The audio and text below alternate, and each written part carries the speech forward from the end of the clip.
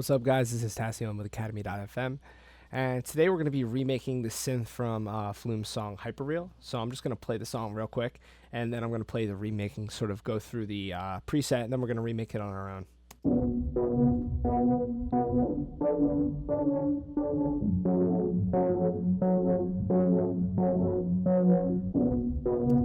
Alright, so this is the preset.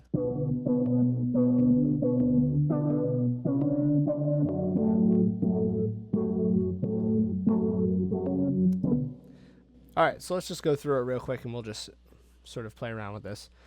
So right here we have this, this is actually a custom wavetable. And we have basic shapes going as well, just a sine wave. A little bandpass filter which is moving around. And then the effects, we got some hyperdimension, distortion, OTT compression, some EQ, which is effectively just cutting all the highs and sort of bouncing around a little peak, and then some reverb. So really not a overly complex preset, but the MIDI and the idea of it is just really, really unique, and that's what makes it so great. So what I'm going to do is I am going to duplicate this so we have the MIDI. All right, so then I'm going to open up Serum and I'm going to initialize the preset. So for this first wavetable, what we're going to do is I'm going to drag in this basic shapes modified, and I'm just going to import it normally like this.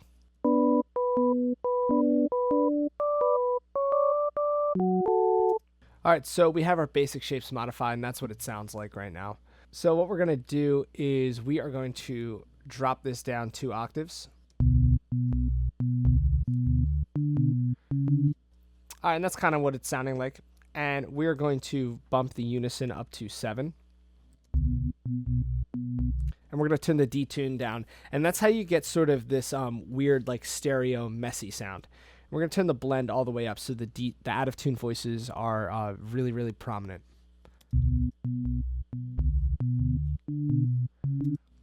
So then for oscillator B, we're going to open up basic shapes. And we are just going to bump it up an octave.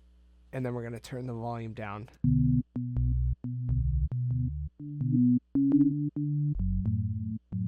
So we have like a very similar wavetable to this, except it's 3 octaves higher, and it's going right down the middle because we're not going to detune this at all. So now we're going to go ahead and set up the envelopes. So envelope 1 is going to have 44 millisecond attack. The decay is going to be 214 milliseconds, and the sustain down to like -17. And that really cleans up the attack because there's a lot of weird attacks going on with all of these really low wavetables sort of clashing, especially these detuned ones. Then we're going to take the release up to like 250.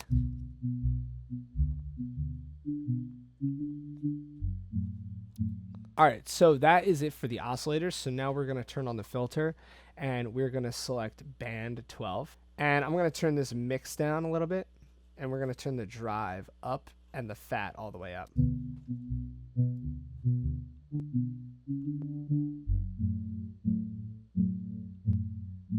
So it's almost like compressing the sound because you can really hear the tail is a lot more present. But we're also just boosting a certain frequency here. So I'm going to take this cutoff to around 280, and I'm going to take the resonance up to around 37.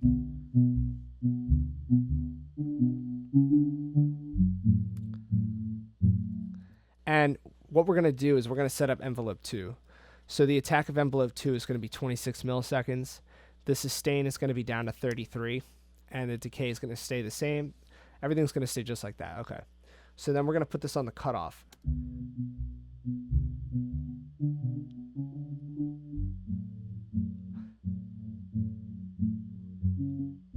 So now each note has its own unique sort of filter, but we're going to take it a step further with that, and we're actually going to automate the pan of this filter. So what we're going to do is LFO2, we're going to open up this basic and this sine, and we are going to take the rate up to 1/16, and we're going to put LFO1 on the pan of the filter.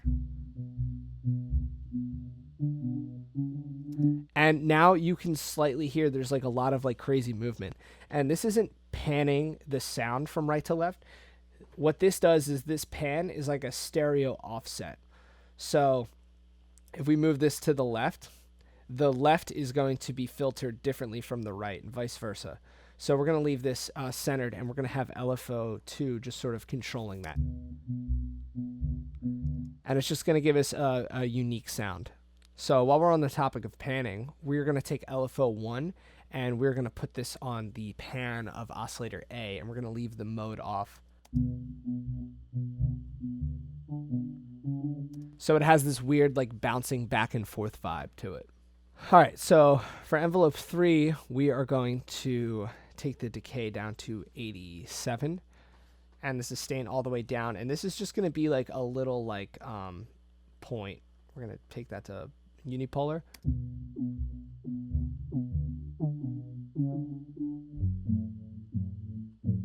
So it's just going to be like a little transient on the coarse pitch of oscillator A, just to give it a little like poking sound. So then down here for voicing, I'm going to turn on legato and always, and I'm going to turn the portamento up a little bit just so it's gliding a little bit when notes are overlapping.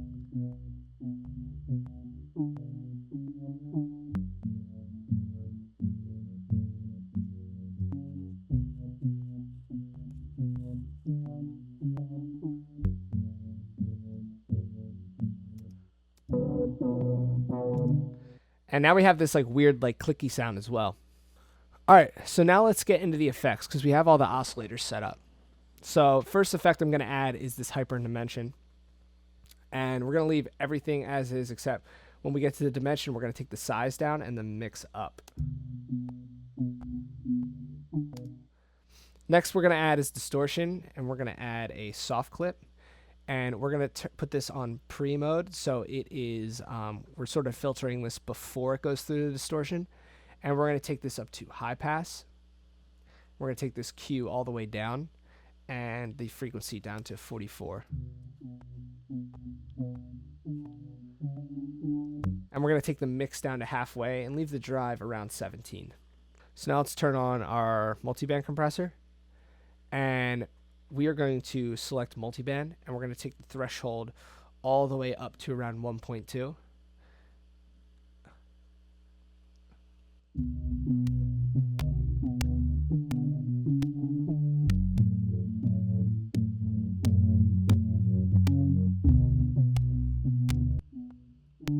And this is just making everything like a lot more present. So now what we're going to do next is we are going to turn on our EQ. And we are going to make this a low cut. And we're going to leave this kind of exactly where it is. We're going to take the frequency down a little bit. And envelope 1 is going to be controlling how this this low cut moves. And then we're going to turn on this high cut as well. We're going to take the Q down so there's not that bump. And we're going to take the frequency right around the halfway.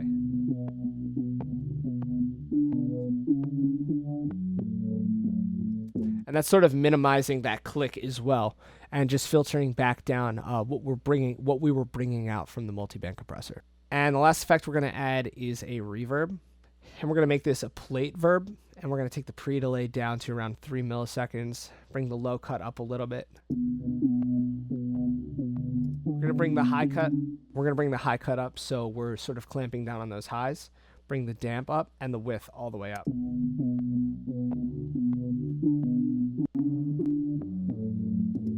And we're not going to put envelope 1. We're going to put envelope 2 on the mix.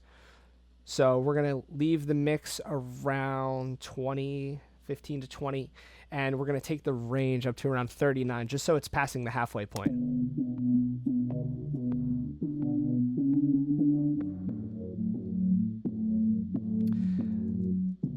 And the last thing we're going to do is we're going to go into the global tab, and we're going to bump this stack up. So now it's playing a copy of oscillator A, but it's playing it an octave up.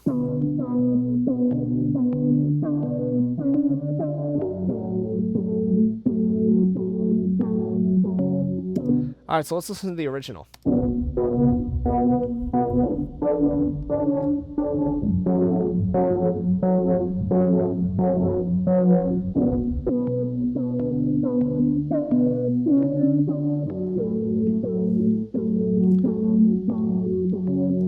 So really, really close. And you can sort of sit there and tweak all of these knobs however you want, and, you know, get closer if you want to, or, you know, apply them in your own way. But that is essentially how you achieve a sound like this. And there are so many ways to achieve this type of sound, but this is just one of the best ways, in my opinion, is using these sine waves. And that is sort of the basis of this sound, in my opinion, is the sine waves. And that's what gives you that like lo-fi, like muddy sort of sound, all about these simple wavetables. But I hope you guys enjoyed this video and learned a lot, and stay tuned for more. Thank you guys for watching. I'm Tascione, and this is Academy.fm.